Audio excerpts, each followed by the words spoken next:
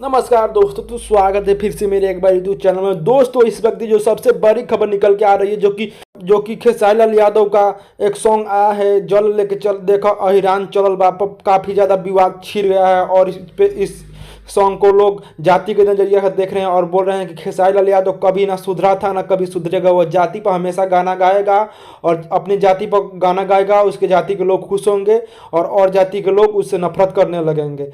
और लोगों का ये भी कहना है कि ये सावन का महीना है और भोल बम का सॉन्ग है, इसमें भी तुम जाति ला रहे हो, अच्छा नहीं कर रहे हो। खेसारी लाल यादव को काफ़ी लोग भड़के हुए हैं। भले ही पवन सिंह काफ़ी कम सॉन्ग लाया है, लेकिन वो जो भी लाया है, लेकिन जाति पर वो सॉन्ग एक भी नहीं लाया है।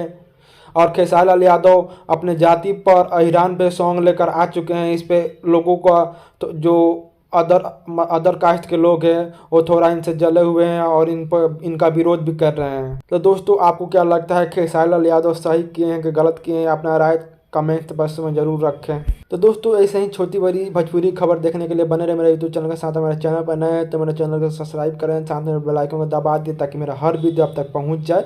जय हिंद, जय भारत।